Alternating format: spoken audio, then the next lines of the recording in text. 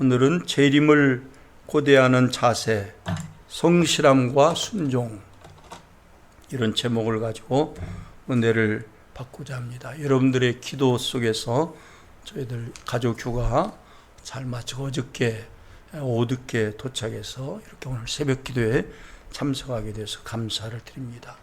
재림을 고대하는 자세, 성실함과 순종, 이 재림에 대해서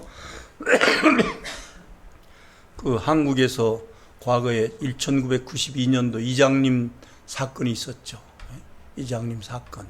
재림의 날짜를 딱 정해놓고서 그날 예수님이 재림한다 해가지고 사람들이 거기에다가 재산 다 갖다 바치고 직장도 다 때려치우고 그렇게 그런 사람, 따르는 사람들이 있어가지고 한국에 그런 무리가 있었던 것을 알 수가 있는데, 이장님 씨는 나중에 감옥에 갔다 온 걸로 알고 있는데, 어쨌든 이 재림에 대해서 잘못된 그런 그 주장을 하는 사람들, 특별히 몇 월 며칠 날 몇 시에 예수님이 재림한다 그렇게 말하는 사람이 있으면 반드시 이단입니다.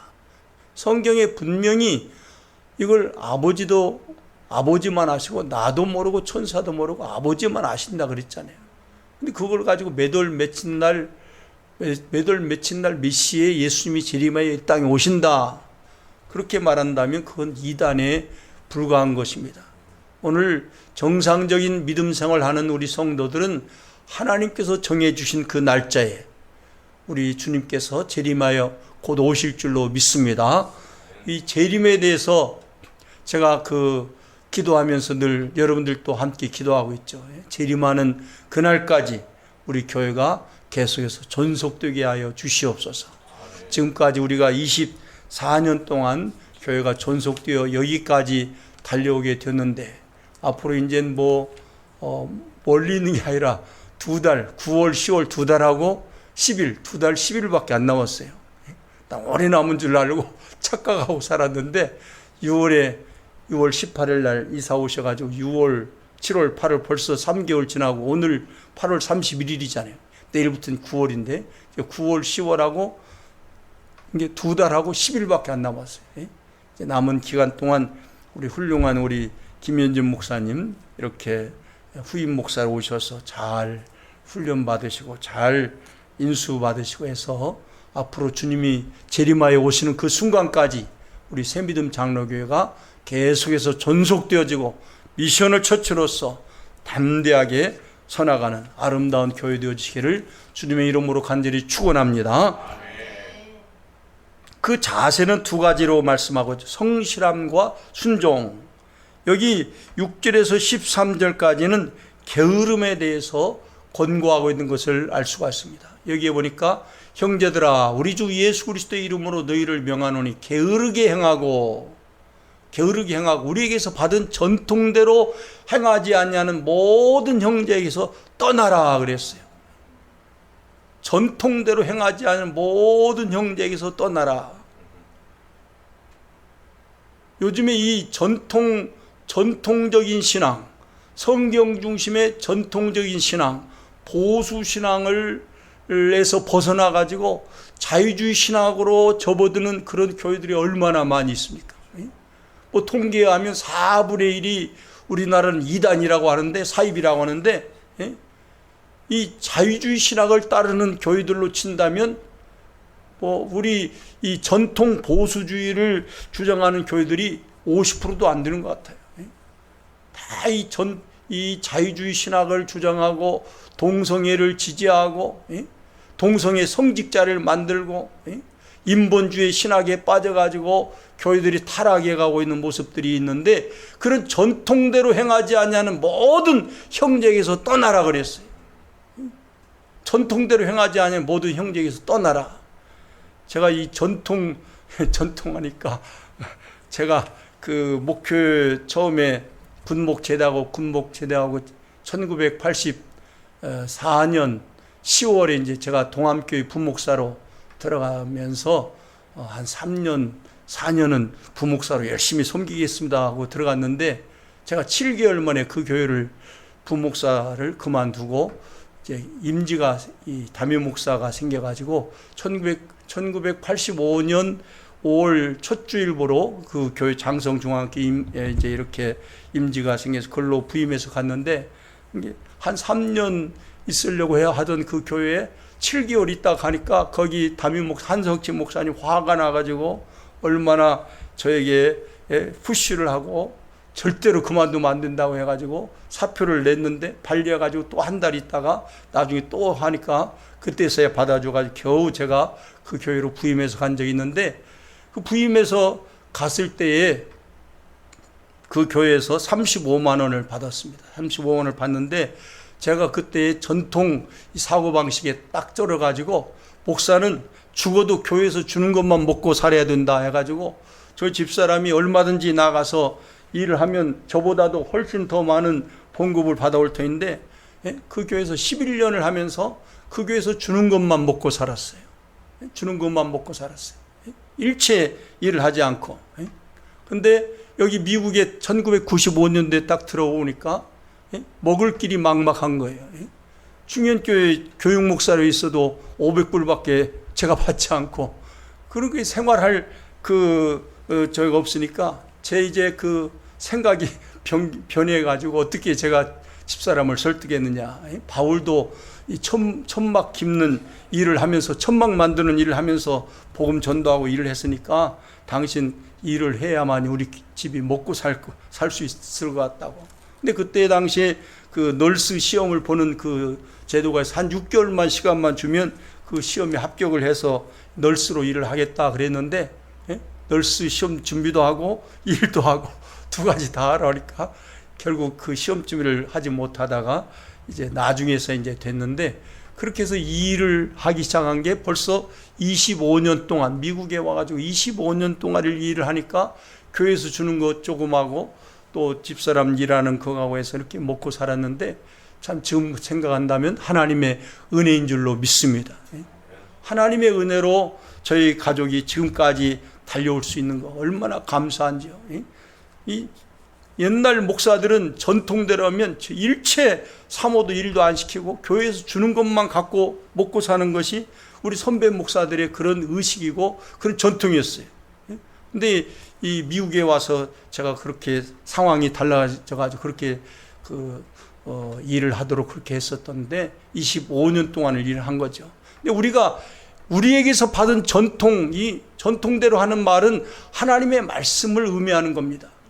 우리 보수신학에, 우리 PCA 보수신학에 우리가 들어와 있는 걸 얼마나 감사한지 우리는 하나님 앞에 늘 감사하면서 살아야 할 줄로 믿습니다. 만약에 PCUS에 속한 교회에 가 있으면 자동적으로 동성애 지지하는 교회라고 소문이 나는 거예요. 뭐 PCUS만 그렇습니까? 지금은 UMC도 이제 동성애를 지지하니까 거기서 또 반대하는 그 파가 생겨가지고 WMC가 또 생겼죠. WMC가 생겼는데, GMC가 생겼는데, 앞으로 이 교계가 장로교뿐만 아니라 감리교, 지금 침례교가 그 동성애를 반대하고 있습니다만 앞으로 어떻게 될지 모르죠. 어쨌든 이 전통대로 믿지 않는 교단들이 이 보수 신학보다 우리 성경 중심의 신학을 주장하는 그런 교회보다도 훨씬 더 많다는 거예요. 더 많아진다는 거예요. 앞으로는 10%도 못 될지 모르겠어요. 그럼에도 불구하고 우리에게서 받은 전통대로 행하지 아니하는 모든 형제에게서 떠나라고 바울은 강력하게 우리에게 권면하고 있는 줄로 믿습니다.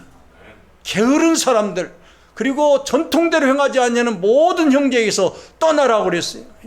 같이 섞여서 같이 하다 보면 어떻습니까? 우리도 거기에 물들 수밖에 없는 것이죠. 어떻게 우리를 본받아야 할지를 너희가 스스로 아나니 우리가 너희 가운데서 무질서하게 행하지 아니하며 그 다음 절에 8절에 봅시다.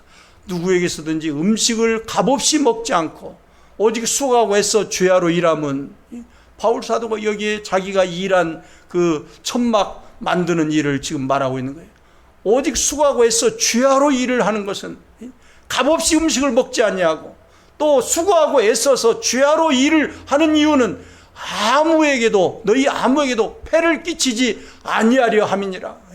성도들에게 폐를 끼치지 않기 위해서 바울이 주야로 일을 하면서 복음 전도하는 일에 매진했던 것을 알 수가 있습니다.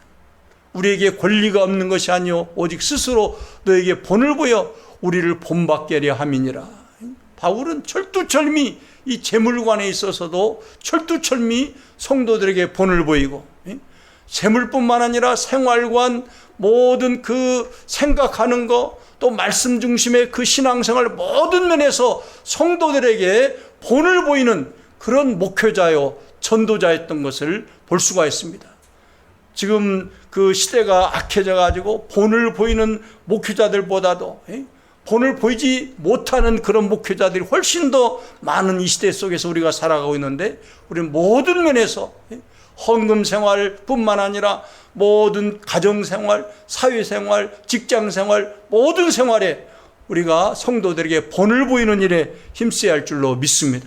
10절에 봅시다. 10절에 우리가 너희와 함께 있을 때에도 너에게 명하기 누구든지 일하기 싫어하거든 먹지도 말게 하라 하였더니, 주의 재림이 막 임박했다고 해가지고 직장도 다 때려치우고 사업도 다 때려치우고 다 재물 바쳐버리고, 그런 것은 이 우리 주님의 재림을 기다리는 성도의 올바른 자세가 아닌 거죠.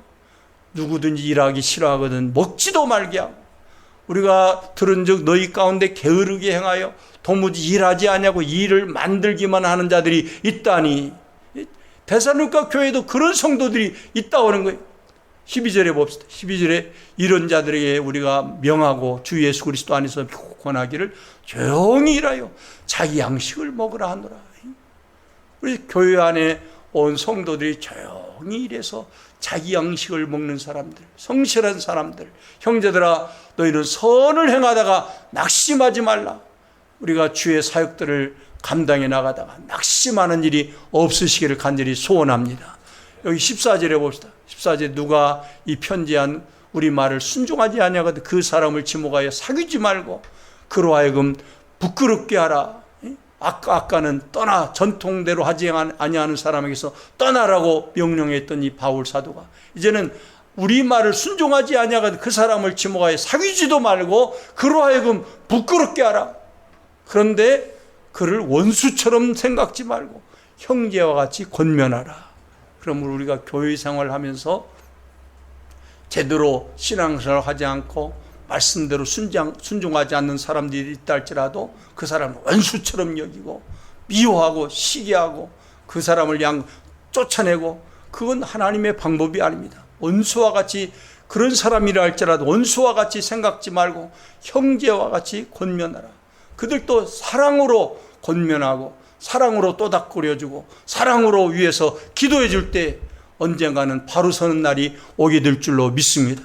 그 다음에 여기 16절 보니까 평강의 주께서 친히 때마다 일마다 너에게 평강을 주시고 주께서 너희 모든 사람과 함께 하시기를 원하노라. 나 바울은 친필로 문안하노니 이는 편지마다 표시로서 이렇게 쓰노라.